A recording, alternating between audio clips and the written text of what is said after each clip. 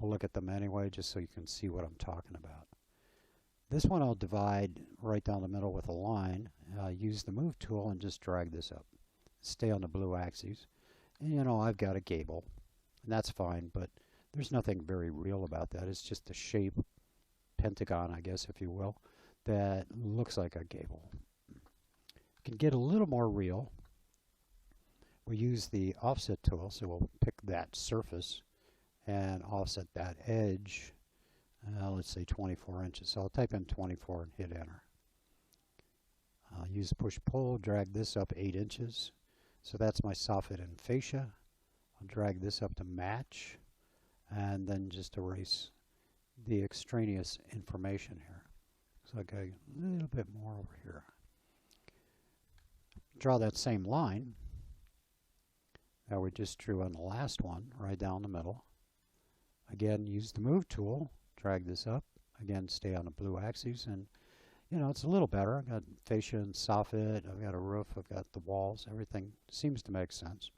If you want to get a little further with this, use the tape measure tool to make some guidelines for this end fascia, or barge board, I guess it's called in some worlds.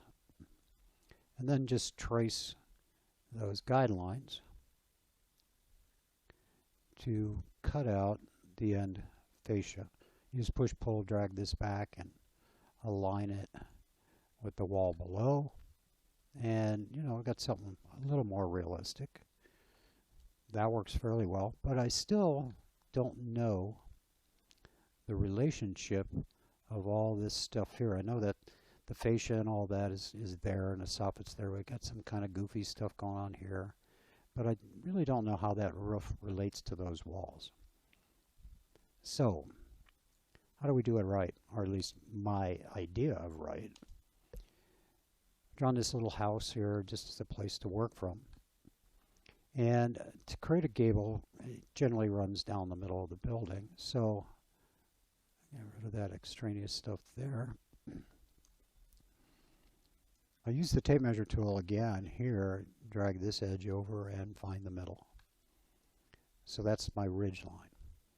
Now what I'd like to do is actually create a surface out here that I can draw on to create the proper roof construction. So I'm just going to take it and draw out to that middle point and back down, make that surface. I'm going to reverse that face just so it's white. I don't like purple too much.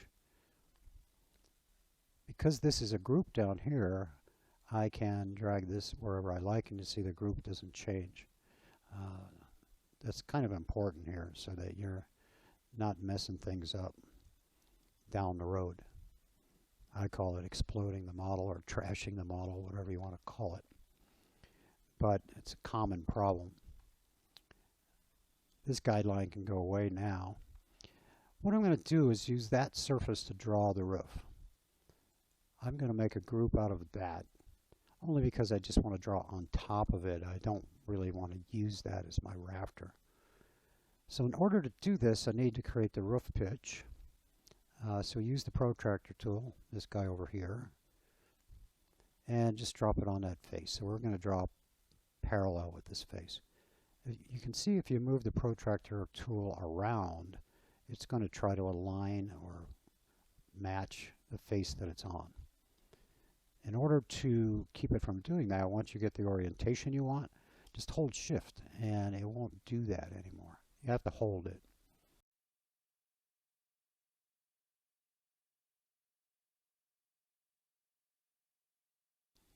I'm going to set it right on that inside corner of that wall, right there. Drag out the second point, which is called the baseline. And let go of the mouse button and just drag this around however you like. So I'm just moving the mouse. I drew that baseline out. I want to stay on axis, and I didn't do that. So I can type in 40. I got a 40-degree angle.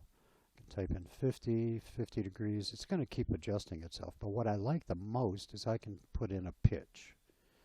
So the protractor tool gives you that option. The format is 8:12 or whatever two numbers you want. They can be anything at all. The colon is saying I want a pitch. So it's 8-inch rise to 12-inch run. I can type in 10:12 here. I could type in 35 again. So you can go back and forth between angles and pitches. 9:12 I'll put it. So that's the underside of my rafter. The relationship to that and the wall are correct now. With the tape measure tool, I'm going to set the top of the rafter. I'm going to drag that up and type in 10 or 8 or whatever is your rafter depth there. And I need a line here, but there is no line right now. That's just intersection of two groups, really. With the tape measure tool, I'm going to drag it off that edge and set it right there. I need this line so I can come out here, and this is making it real easy. See, I can just drag it on that face, type in 24, and I've set the depth of the soffit. With the line tool, I'll trace from that corner. I'll go down 8 inches for the fascia depth, which is fairly common, across to this wall, and just follow along these edges. That part up there I know is right because I'm centered on the house down below. So what you can see is I've created a face. And that's my rafter. That's proper orientation and relationships with everything here. I'm going to go ahead and throw gutter on here. Come out 4 inches, maybe down 4. And you can get as fancy as you want with this. I tend to not worry about it too much. I use the move tool here to kind of put a little cant to the front of that gutter, just to make it look a little more realistic. I don't worry too much about that being exactly right. At this point, I don't need that face anymore. So I'm just going to move that up. I'm going to reverse this face just because I don't like purple. And there's that proper relationship. In other words, building the roof. This is how it would actually get built in the real world. I mean, a little different than this, but that shape is correct. I want to get the other side of this. So I'm going to copy this rafter out, and I'm going to stay on axis here. And using the scale tool, I can reverse this. So I'm just going to drag this right through itself and type in -1, so it's the exact reflection. And then move this over to there. So now I have both sides of the roof. Just erase that extraneous piece. And with the push-pull tool, I drag this out. I'm going to come out another 12 inches to get my eave over there. 12 inches more here. Now I know that my roof is properly set on that wall. So the relationships here between the house and the roof, you know, all the parts and pieces is correct. You will get this little notch, and you can fix that pretty easily with the line tool. If you notice that when I draw that in there, that line turns pink, that shows me that I'm parallel with that line. Push-pull this over, erase the extra lines, and I have that all filled in. That's really quick. You can do that all the way around. If I want to put the gable in here, I use the tape measure tool again and draw some guidelines to match up with the wall down below. Trace this, and I get my gable. If I want, I can add that material up here and get all that to match. And I'll eliminate those guidelines. So that's, you know, now I know I have it right. Everything's good. I can continue to do that all the way around. So that's for a gable. Remember, that's our whole setup. Now for a hip, I have the same basic box, but I'm going to go back to this one. So that setup is exactly the same as the one we just did for a gable, but I'd like to make that a hip.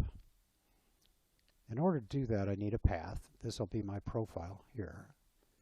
And I'll need a path to run this profile around the whole building. In order to do that, I'll use a rectangle tool. drag that across.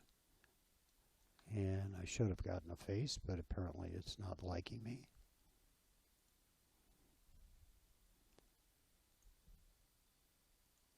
Now let's go over to this one. Draw a rectangle here. Okay, got that. So I'm going to steal this one from here.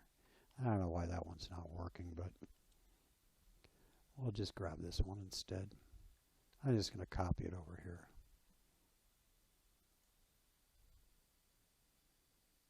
And drop it on there. So there's my path, which is that face. I could pick all the edges here as well. I will then select the follow me tool, which is that guy there, and then pick this profile, and I have a roof. Again, I'm going to reverse those faces because I'm not crazy about that. They're still here, but I'm going to leave that alone.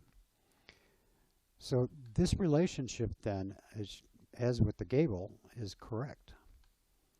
I export SketchUp drawings quite a bit to AutoCAD. You can only do that in the Pro version, but I still think it's right to get it correct. This way you know that what you've drawn is what it actually is. If you want to export, say, elevations to either AutoCAD or even layout, you can do so by setting up your camera tool to parallel projection. And let's see if I can get the proper face. There we go. I'm picking these little houses up here to get the elevation that I want. To get a pure flat drawing like that, you have to have the camera tool on parallel projection. And you also have standard views, which is in the same camera tool or menu. And you can pick from here, or you can pick these little houses. They're the same thing. This, if I export this to CAD or I export this to layout, I know it's correct. I don't have to worry about, manipulating this. I don't have to worry about the relationships here.